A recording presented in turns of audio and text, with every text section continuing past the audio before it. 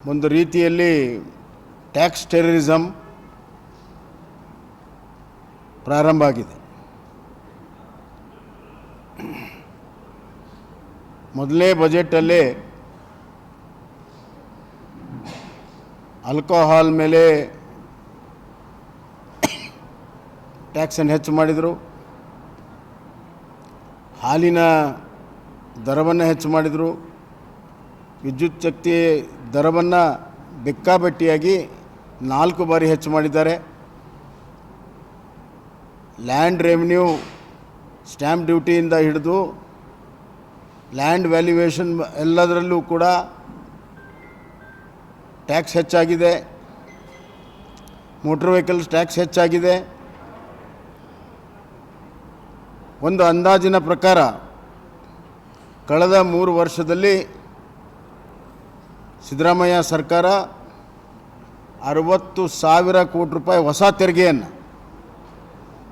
60,000 ಕೋಟಿ ಹೊಸ ತೆರಿಗೆಯನ್ನು ಜನರ ಮೇಲೆ ಹಾಕಿದ್ದಾರೆ. ಇದು ಒಂದು ಕಡೆ ಆದರೆ, ಇನ್ನೊಂದು ಕಡೆ ಸುಮಾರು 5 ಲಕ್ಷ ಕೋಟಿ ಹೊಸ ಸಾಲವನ್ನು ಮಾಡಿ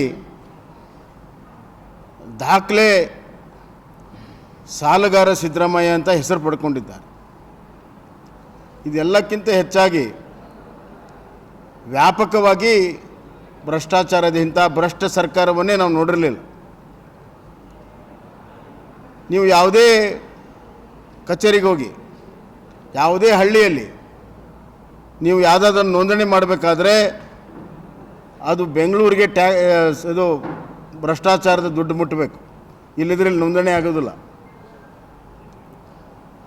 ಲ್ಯಾಂಡ್ ಕನ್ವರ್ಷನ್ಗೆ ಟ್ಯಾಕ್ಸ್ ಇದು ಭ್ರಷ್ಟಾಚಾರ ಇದೆ. ದೂರದ ಹಳ್ಳಿಯಲ್ಲಿ, ನಗರಗಳಲ್ಲಿ 1 acre land change of land view ಆದರೆ 10 ಲಕ್ಷ ರೂಪಾಯಿ ಫಿಕ್ಸ್ ಮಾಡಿದ್ದಾರೆ. ಅಲ್ಲಿಂದ ಪ್ರಾರಂಭ ಆಗಿ ಇವರು ಕೊಡುವಂಥ ಅಕ್ಕಿಯಲ್ಲಿ ಭ್ರಷ್ಟಾಚಾರ ನಡೀತಾ ಇದೆ. ಆ ರೇಷನ್ ಅಂಗಡಿಯ ಮಾಲೀಕರ ಅಸೋಸಿಯೇಷನ್ದವರು ಈಗಾಗಲೇ ಕಂಪ್ಲೇಂಟನ್ನು ಮಾಡಿದ್ದಾರೆ. ಅವ್ರು ಹೇಳ್ತಾರೆ, ಪ್ರತಿ ತಿಂಗಳು ನಾವೇನು ಅಕ್ಕಿ ಕೊಡಬೇಕು, ಕೇಂದ್ರ ಸರ್ಕಾರ ನರೇಂದ್ರ ಮೋದಿಯವರ ಅಕ್ಕಿ ಏನು ಬರ್ತದೆ, ಅಕ್ಕಿ ಎಷ್ಟು ಕಡಿಮೆ ನಾವು ಹಂಚಿಕೆ ಮಾಡ್ತೀವಿ ಅಷ್ಟು ಸಂತೋಷ ರಾಜ್ಯ ಸರ್ಕಾರಕ್ಕೆ. ಅಂದರೆ ಭ್ರಷ್ಟಾಚಾರಕ್ಕೆ ಅಷ್ಟು ಅವಕಾಶ ಇದೆ ಅಂತ. ಆಸ್ಪತ್ರೆಯಲ್ಲಿ ಔಷಧಿ ಖರೀದಿಯಲ್ಲಿ ಭ್ರಷ್ಟಾಚಾರ ಇದೆ.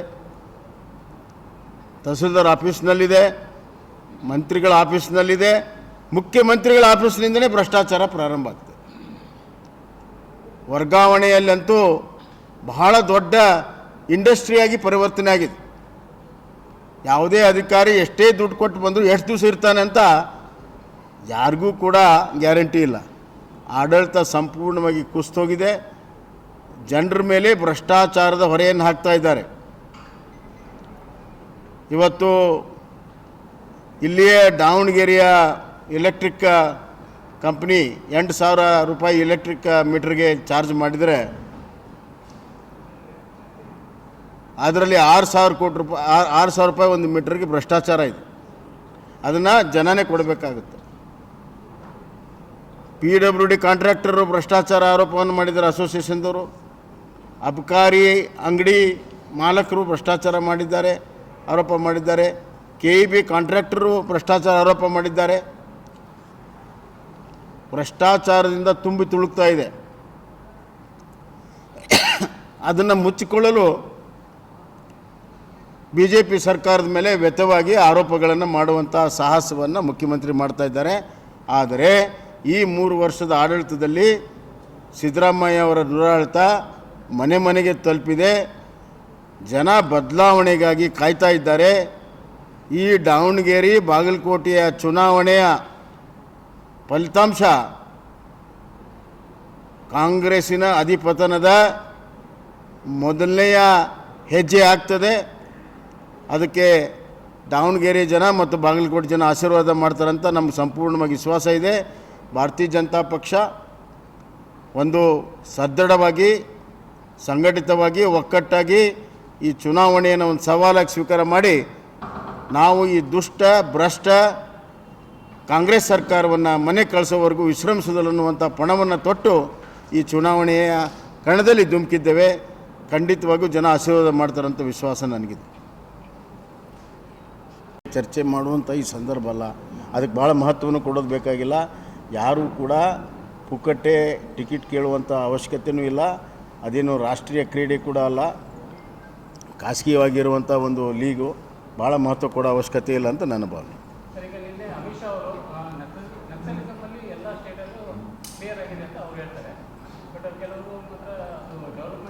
ಈ ಥರ ನೋಡಿ, ನಕ್ಸಲಿಸಮ್ ಮೇಲೆ ಒಂದು ಪರಿಣಾಮಕಾರಿಯಾಗಿ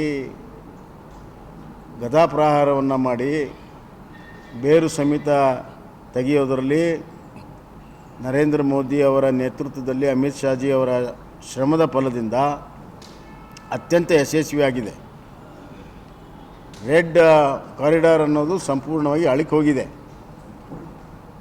ಈಗ ಇದಾಗಿರೋದು ಕೆಲವು ಜನರಿಗೆ ಸಂತೋಷ ಇಲ್ಲ, ಅಂಥವ್ರು ಇಂಥ ಮಾತುಗಳನ್ನು ಆಡ್ತಾರೆ.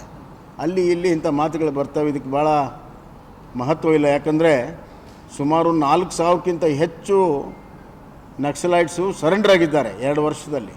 ಇದೊಂದು ದೊಡ್ಡ ದಾಖಲೆ.